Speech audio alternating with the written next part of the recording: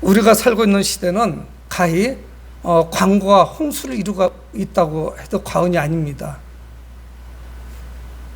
이런 말이 들리기 시작한 지 꽤 오래됐습니다. 광고가 홍수를 이루고 있다. 하다못해 어떤 프로그램을 진행하다가 TV에서 그 중간에도 중간 광고가 있습니다. 그리고 프로그램과 그 프로그램 사이에는 이루 말할 수 없는 광고가 있죠. 그래서 피크타임, 아주 중요한 시간의 광고는 이루 말할 수 없이 천문학적으로 비쌉니다. 요즘 들어서는 직접 사람이 나와서 모델로 광고를 하는 것이 아니라 컴퓨터를 합성해가지고 인공적으로 모델을 만들기도 하죠. 그래서 그 모델이 나와서 춤도 춰요. 근데 깜빡하고 속아요. 실제 사람인 줄 알았는데 나중에 보니까 그게 아닌 거예요. 예전에 만화 영화 생각하면 되는 거예요. 근데 원체 정교하니까 사람들은 젊은 모델인가 보다 이렇게 이제 착각을 하죠. 오해를 하게 되는 것입니다. 여러분, 우리는 수많은 그런 정보 가운데 살고 있지만 관계는 어떤가요? 따뜻한 관계는 자꾸 사라져요. 뭐 가까운 나라 일본도 역시 마찬가지지만 점점 혼자 있는 시간들이 많아집니다. 뭔가 분주하게 일을 하고 있는 것 같고 관계를 맺는 것 같은데, 그래서 이제 혼밥, 일본은 뭐 대중화됐어요. 혼자 있는 사람들이 많으니까 혼자 밥 먹을 수 있는 그런 코너, 혼자 술을 마실 수 있는 그런 코너, 그걸 전혀 아무렇지도 않아요. 여러분, 요즘 배달앱까지 발전이 돼서 한 명이 식사 1인분 시키는 걸 전혀 미안하지 않아요. 예전에는 1인분 시키기가 미안했잖아요. 지금 그렇지 않습니다. 여러분, 이 광고라고 하는 것이 홍수를 이루고 있는데 그것은 내 의지와는 전혀 상관없어요. 그런데 관계에서 오는 어떤 따뜻함, 관계에서 오는 어떤 위로감, 그 포근함은 전혀 사라졌어요. 하나도 없는 거예요. 찾을 수가 없는 거예요. 코로나19 시대 이후에 더합니다. 대면할 수가 없잖아요. 사람을 만날 수가 없어요. 이런 상을 당하거나 결혼식, 그래서 계좌번호를 가르쳐 주는 것이 이제는 당연시 됐어요. 직접 안 갑니다. 코로나 핑계대고 돈만 송금해 주고 마는 거죠. 점점 이제 관계가 무너져 내리는 것이에요. 대인관계가 단절됐죠. 그러다 보니까 개인적인 삶을 중시하게 되고 사람들이 추구하는 것도 사람 중심의 삶. 근데 사람 중심이라도 모두가 함께 잘 사는 것이 아니라 내가 잘 사는 삶이에요. 그래서 광고의 특징이 뭔 줄 아십니까? 이 상품을 쓰게 되면은 당신은 아름다워질 것입니다. 천혜에서 양귀비가 될 거예요. 클레오파트라가 되는 거예요. 이 상품을 쓰면은 여러분은 장수하실 겁니다. 아주 건강하게 살 겁니다. 여러분이 이 상품을 쓰면 빨리 움직일 수 있을 겁니다. 뭐 다 이런 것들이에요. 사람들을 편하게 해준다는 거예요. 그것 중에 총체적으로 압권인 것은 뭐냐면은 이거를 사용하게 되면 정말 재미있게 살게 될 겁니다. 이런 거예요. 여러분, 광고의 홍수 가운데 어떤 소외된 사람에 대한 배려나 고독한 사람에 대한 배려나 어떤 영적인 문제를 제공해 주겠다고 하는 그런 내용은 하나도 없어요. 당신 지금 살아가시는 게 힘이 드시죠? 지쳐 있죠? 혹시 당신은 지금 살고 싶지 않은 그런 마음이 지금 충동되고 있습니까? 이쪽으로 오십시오. 그러면 당신이 구원을 얻을 것입니다. 영생을 얻을 것입니다. 이런 광고는 없어요. 오히려 교회가 핍박을 당하죠. 교회가 조리돌림을 당해요. 그 재미에 완전히 함몰돼 버린 거예요. 교회가 할 수 있는 것이 없어져 버렸어요. 여러분, 광고가 많은 소비를 유발합니다. 그래서 환경을 파괴하죠. 코로나19가 시작된 다음에 플라스틱이 얼마나 넘쳐나는지 몰라요. 아파트도 역시 마찬가지입니다. 다 일회용이에요. 주문을 많이 하니까 나가서 먹을 수는 없으니까 이해가 되면서 한쪽은 무너져 내리는 거예요. 함께 공존할 수 있는 방법은 없는 것인지. 그런데 중요한 사실은 뭐냐면 세상은 계속적으로 내가 이야기하는 것을 이것을 들으라고 속삭여요. 귀에다 대고. 이걸 하면 재밌을 것이다. 이렇게 살아라. 그게 그것의 총체적인 것이 뭔 줄 아십니까? 그것을 다 보면은 육체적으로 살아가십시오 하는 거예요. 왜 그렇게 눈에 보이지 않는 영적인 것에 관심을 가집니까? 육신이 이끌리는 대로 그냥 그렇게 살아가세요. 이게 얼마나 좋은 줄 아세요? 이것만 이야기하는 거예요. 우리의 영혼, 정신은 황폐져 가는데 이렇게 하면 재미있다는 거예요. 그래서 계속 이쪽으로 따라오라는 거예요. 근데 성경은 뭐라고 말씀합니까? 육신대로 살아가는 삶은 미래가 없다는 거예요. 성경은 우리에게 뭘 말씀하시냐면 영생을 말씀하시고 부활에 대해서 말씀해요. 그리고 언젠가 우리는 죽는다는 거예요. 아무리 화려한 삶을 살아도 우리는 얼마 가지 않아서 이 땅을 떠나가게 됩니다. 10년, 20년, 30년, 40년. 젊은 사람들은 50년, 60년, 70년이 다 이 땅을 떠나가게 되죠. 성경은 영원한 삶에 대해서 말씀하고 있습니다. 우리 자신이 영원한 삶을 소망하고 있잖아요. 그래서 오늘 본문 12절에 시작할 때 그러므로 하고 말씀하고 있어요. 그러므로라고 하는 것은 앞쪽과 뒤쪽이 연결된다는 이야기 아니겠어요? 그러므로 접수사가 붙어버렸어요. 근데 그 11절에 뭘 말씀하고 있냐면은 예수의 영, 하나님의 영이 거하는 사람은 예수 그리스도를 죽은 자 가운데서 살리신 그분께서, 누구를 말씀하는, 하나님께서 살리실 것이라는 거예요. 그것을 11절에 말씀하고 있습니다. 너희 죽을 몸을 살릴 것이다. 누가? 예수 그리스도를 살리신 그분 하나님께서. 어떤 사람이? 하나님의 영이 거하는 사람은 아들이신 예수 그리스도를 살리신 그 하나님께서, 우리의 아버지께서 우리 죽을 몸도 살릴 것이라는 거예요. 이거 이상 충격적인 것이 어디 있겠어요? 근데 이거는 홍보가 안 돼요. 상품 가치가 없어요. 왜? 죽어본 적이 없으니까. 실제적으로 내 손에 뭘 쥐어주지 않으니까. 흥미가 없어요, 사람들은. 죽을 몸을 살리신 하나님, 그분을 말씀하고 난 다음에 그러므로, 이거 심상치 않잖아요? 그러므로 어떻다는 거예요? 뭔가에 대해서 말씀하고 있는 것이죠. 여러분, 성령이 거하시면 하나님께서 우리의 죽을 몸도 살릴 것이라고 말씀합니다. 그러니까 우리는 뭐냐? 이전과 이후 신분이 바뀌었어요. 우리의 삶이 바뀌었습니다. 여러분, 우리의 신분이 바뀌었다는 건 뭘 말씀하냐? 우리의 행동이, 삶이 바뀌게 될 걸 말씀하고 있는 거예요. 예수 믿은 지 10년, 20년 돼도 이건 자랑이 아닙니다. 훈장이 될 수가 없어요.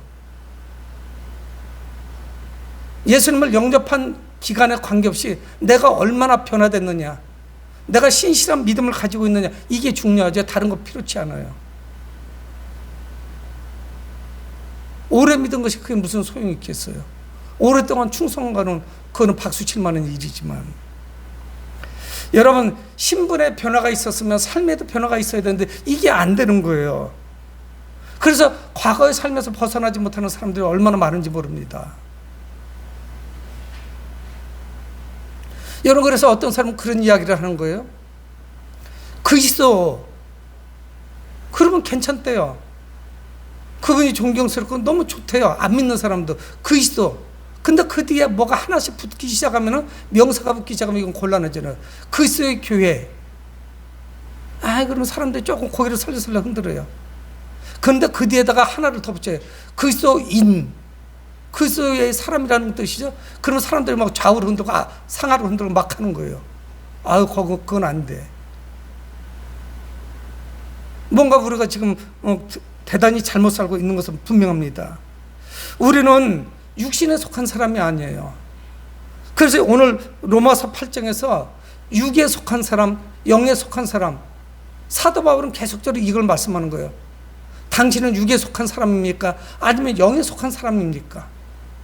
근데 세상은 영에 관한 것은 전혀 관심이 없잖아요. 육신적인 것만 자꾸 우리에게 속삭여 주죠. 관심사가 그거예요. 그래서 오늘 성경 뭘 말씀하고 있습니까? 12절에 육신에 져서 육신대로 살아갈 것이 아니라 말씀하고 있는 거예요. 우리는 빚진 자인데 우리가 빚진 자로서 육신에 져서 육신을 살면 안 된다는 거예요. 여러분, 우리는 하나님께 빚진 자입니다. 사랑에 빚진 자예요. 십자가에 빚진 사람이에요. 근데 우리는 육신에 빚진 게 없어요. 근데 육신대로 살면 안 되죠. 여러분, 빚져본 것은 경험이 다 있을 거예요. 은행에 대출받던 것도 빚진 거잖아요. 사채를 얻어도 빚진 거죠.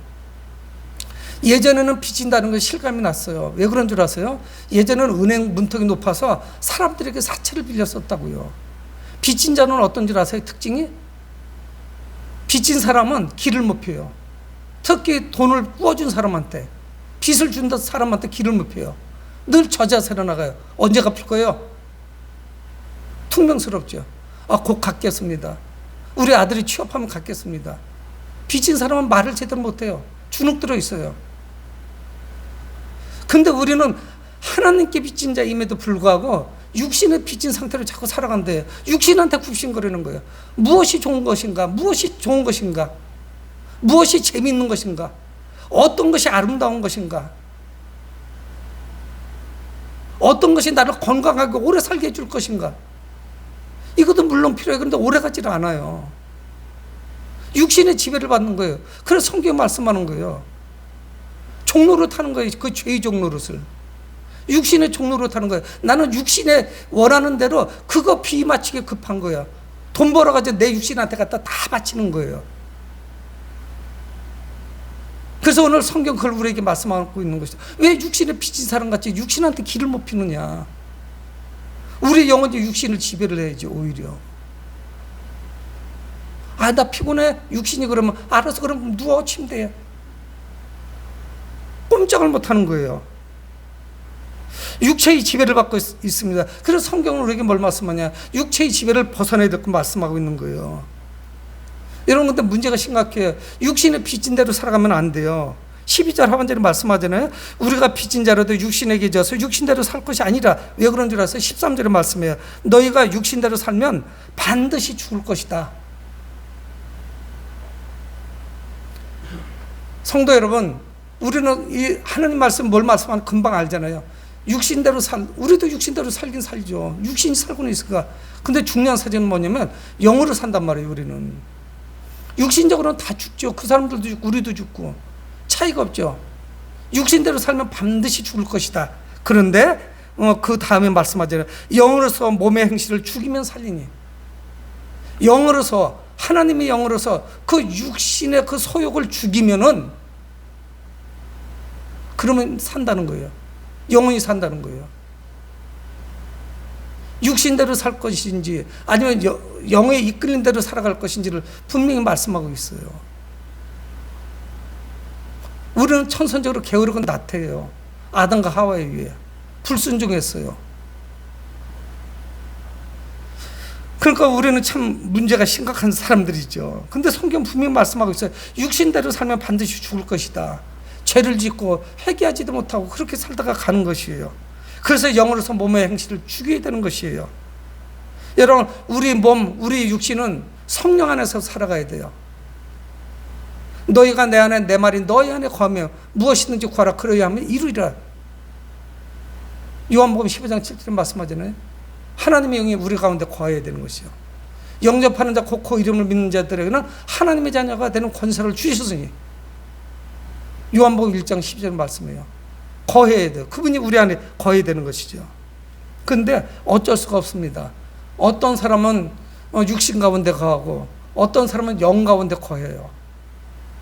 분명하게 구별되는 것이죠. 사랑하는 성도 여러분, 우리는 미래의 소망이 있습니다. 그 소망이 무엇이냐? 부활할 것이라는 거예요. 다시 살 것이라는 것을 우리는 확실히 믿어요. 언제 하나님 우리를 부를지 모르지만 육신적으로는 죽게 되겠지만 우리는 부활의 소망이 있잖아요. 영원히 살 것이라는 소망이 있어요. 영생의 소망이 있다는 것이에요. 여러분, 그래서 우리는 하나님과 멀어지게 하는 이 육신의 소욕을 죽여야 돼요. 육신의 소욕. 육신만을 위해서 살아가는 삶. 이거를 멀리해야 되는 것이에요. 여러분, 그런데 영의 지배를 받는 사람, 하나님의 영이 우리를 지배하는 사람, 그런 사람들은 큰 복이 있음을 성경 말씀하고 있습니다. 이거는 세상이 주지 못해요. 아무리 돈이 많아도 세상에서 구입할 수가 없어요. 그리고 이거는 세상에서는 홍보도 하지 않아요. 광고하지도 않아요. 이거는 수지 맞는 건데 오직 그리스도인들이 나가서 전할 뿐이에요. 누구도 이야기해 주질 않아요. 이거는 대통령도 얘기를 안 해주네요. 국회의원도 얘기 안 해줘. 자기가 되면 뭐 나라를 이렇게 하겠다고 하지만 영원한 삶을 이야기해 주는 사람은 흔치 않아요. 그 사람은 크리스찬일 때만 그게 가능한 것이죠. 이 복은 믿지 않는 사람이거나 그렇지 세상 속에 살아가는 사람들은 절대 누릴 수 없는 그런 복입니다.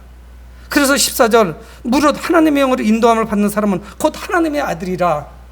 하나님의 영이 인도하는 사람은 성경은 뭐라고 말씀하냐? 하나님의 아들이래요. 이 아들이라는 것은 아들과 딸을 구분하는 건 아니에요. 하나님의 자녀라는 거예요. 하나님의 영이 인도하는 사람은 하나님의 자녀라는 거예요. 얼마나 수지 맞은 거예요. 근데 이게 믿음이 확신이 안 오는 거예요.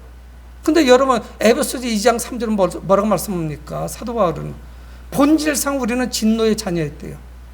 진노의 자녀. 죄 가운데 살다 죄로 말미암아 죽을 수밖에 없죠. 본질상 진노의 자녀였는데 신분이 확 바뀌었어요. 누구 때문에? 하나님 때문에. 예수 그리스도의 그 십자가 사건 때문에. 그래서 우리는 누가 됐느냐? 하나님의 자녀가 된 거예요. 하나님의 아들, 하나님의 따님들이 된 거예요. 신분이 완전히 바뀐 거예요. 이 확신이 있는 사람은 믿음이 있는 사람이고, 그렇지 않은 사람은 더 정진해야 되겠죠. 우리는 누구냐? 하나님의 아들이요, 하나님의 딸들이에요. 하나님이 영이 인도하는 사람은, 여러분, 하나님의 영 안에 엄청난 그 축복이 있음을 우리는 경험해야 됩니다. 그걸 경험해야 되죠. 주님 안에서 평강이 넘쳐야 되죠. 주님 안에서 위로가 넘쳐야 되는 것이죠.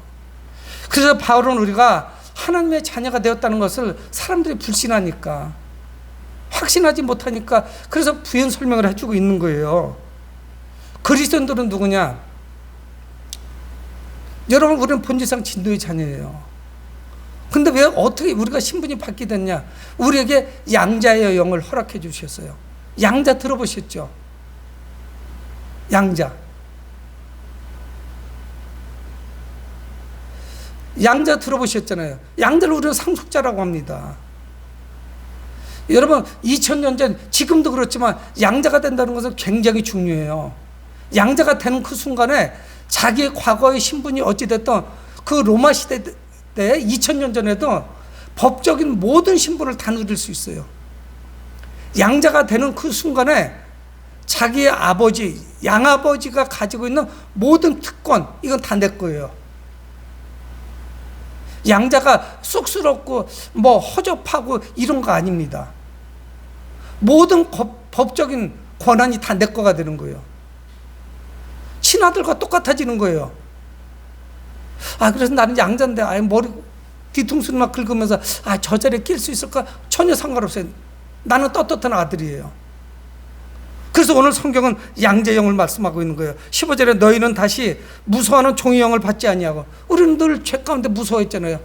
죄가 이끄는 대로 끌려다니면서 빚진 자 같이 그냥 전전긍긍하고 뭘부터 해야 되지? 눈치 보고 두려워했어요. 근데 성경 뭐라고 말씀해요? 우리는 양자의 영을 받았으므로 우리가 아빠, 아버지라고 부르는 거예요. 호칭도 바뀌게 됐어요. 예수님도 하나님께 기도하면서 아빠라고 부르시죠. 아바. 아람어로 아빠예요. 똑같아요. 발음도 비슷하게 나오죠. 그건 아빠인데 우리는 아빠죠. 쌍비읍자가 들어가죠. 우리는 양자영을 받아서 본질상 진노의 자녀인데 내 신분이 어떻든, 우리 부모님이 일찍 돌아가셨던 그거 상관없어요. 우리 부모님이 배움이 짧았던 상관없어요.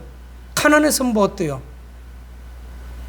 우리는 양자영을 받았고 그 순간에 하나님을 아빠, 아버지라 부르게 된 거예요. 모든 것을 물려받게 됐어요. 아들의 권리를 누리는 거예요. 여러분, 내가 성령 안에서 살아가고 성령의 인도함을 받고 성령이 내 안에 거하신다, 이런 분은 하나님의 자녀입니다. 근데 이게 자신감이 떨어지는 것이죠. 우리는 종의 영을 받지 않았어요. 여러분, 우리는 진짜 우리 아빠가 하나님이라는 걸 믿어야 됩니다. 진짜 우리 아빠가 육신의 아빠도 계시지만 하나님께서 우리 아빠가 되시는 거예요. 저는 아빠로서 미안해요. 어떤 부모도 다 그럴 거예요. 좀 내가 아이들을 잘 못 케어한 것 같다. 케어하지 못한 것 같다. 잘 이렇게 이끌어주지 못한 것 같다.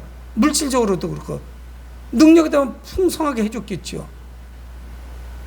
여러분, 뒷받침이 좋으면 그만큼 더 잘 될 수 있지 않겠어요? 기회가 더 많죠. 여러분, 육신의 엄마 아빠는 부족해요. 사랑은 하지만 힘이 안 돼서 못하는 경우도 많아요. 근데 우리 하늘아버지는 그렇지 않죠. 여러분, 양자되는 우리 양자니까 저 뒤쪽에 앉아있는 그런 사람이 아니에요. 친아들의 권리를 다 우리는 물려받아요. 아마 내가 하나님의 자녀라는 그 확신이 아직은 좀 자신감이 없다고 이렇게 생각하는 사람들 있을 거예요. 근데 우리가 하나님의 아들이라는 확실한 두 증인이 있어요. 그래서 14절에 말씀하고는 15절에 이어서 16절에도 말씀하고 있는 거예요. 성령이 친히 우리의 영과 더불어 우리가 하나님의 자녀인 것을 증언하느니라. 나의 영도, 하나님의 영도, 우리의 신앙이 뭡니까? 잠자던 우리 영혼을 자꾸 깨우는 거예요. 여러분, 가축은 있죠? 영적인 거 아무것도 생각하지 않습니다. 때 돼서 먹이 주고 사료 주면 기뻐해요. 근데 사람은 그렇지 않아요. 우리에게는 영혼이 있어요. 그 진정한 만족은 하나님이 내 안에 거하실 때 그때 만족감이 있어요. 그때까지는 늘 불안하고 뭔가 채워도 끝이 없는 거예요. 내 영과 하나님의 영이 증인이라는 거예요. 우리가 하나님의 아들이라는 걸. 내 잠자는 영, 둔감한 영을 깨우셔야죠. 민감하게 만들어야 돼요. 하나님의 음성을 들으셔야 되죠. 우리는 마땅히 성령의 인도하심을 받는 그런 삶을 살아가야 됩니다. 그래서 14, 15, 16 계속 말씀을 하나님의 영으로 인도함을 받는 사람은 하나님의 아들이다.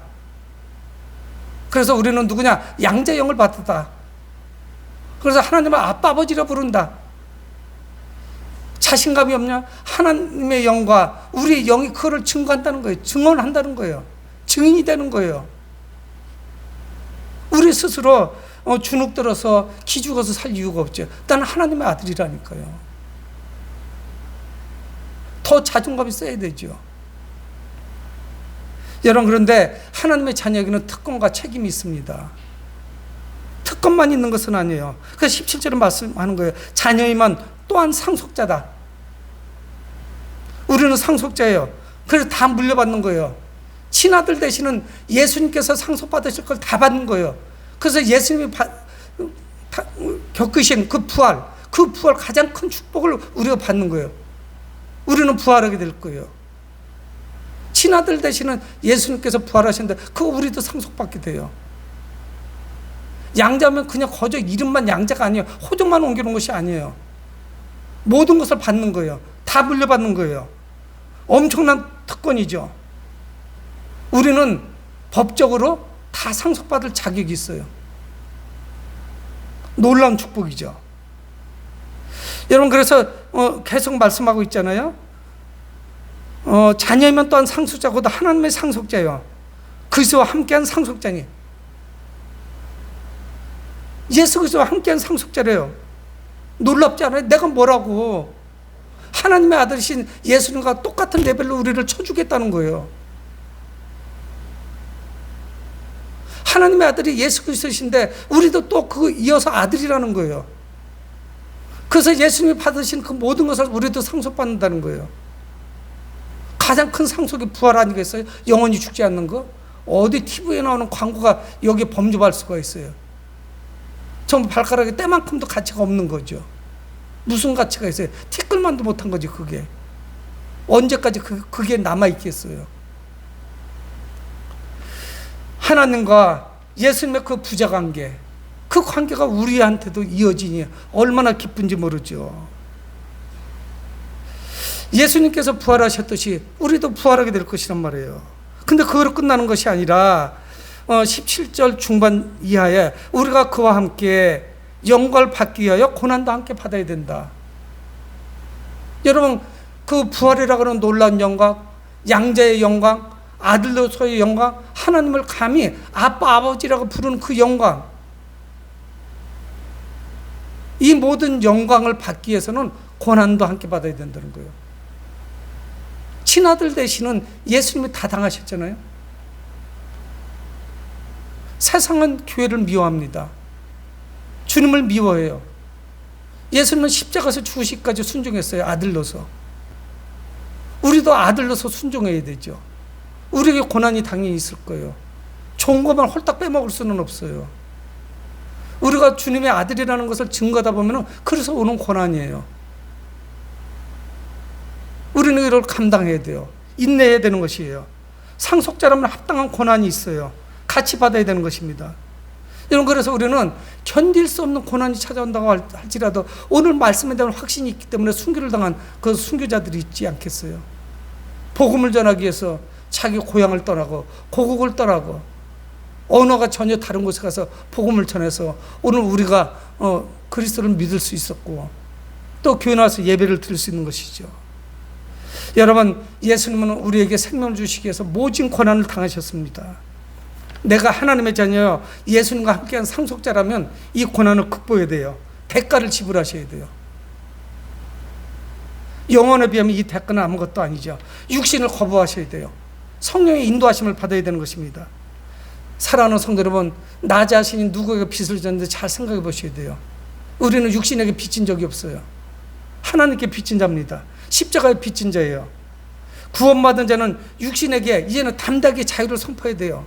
나는 육신이 이끄는 대로 나 살아가지 않을 것이다. 육신이 좀 피곤해도 나는 그렇게 안 살 것이다. 과거와 같이 나는 살아가지 않을 거야. 하나님께서 기뻐하시고 성령께서 인도하신 그런 삶을 나는 살아갈 거야. 이런 결단을 하셔야 돼요. 그리고 그분 때문에 당하는 어떤 고난도 나는 다 감당할 거야. 내가 아들로서 상속자로서 누리는 그 영광과 비교하면 이거는 좋게 비교할 거리가 되지 않는 거예요. 미래의 소망이 있다면 우리는 당연히 이 대가를 지불할 수 있겠죠. 우리는 양자의 영광을 누리기 위해 고난도 함께 받아야 되는 것입니다. 사랑하는 성도 여러분, 내 신분을 잊지 마십시오. 하나님의 아들이요 하나님의 따님입니다. 이분은 절대 우리를 버리지 않으십니다. 우리는 하나님의 자녀로서 무한한 영광을 받게 되었어요. 당연히 그 영광을 하나님께 올려드려야 되는 것이죠. 우리는 하나님의 자녀로서 하나님께 감사와 기쁨의 자세를 올려드려야 됩니다. 이를 위해서 우리는 온 거예요. 우리를 양자 삼으신 그 하나님께 감사의 예배를 올려드리는 것이에요. 우리의 입술을 열어서 우리의 아빠 아버지가 되시는 하나님께 영광을 돌리는 여러분 되시길 주의 이름으로 축원을 드립니다. 고마우신 아버지 하나님, 은혜를 감사합니다. 우리는 감히 하나님을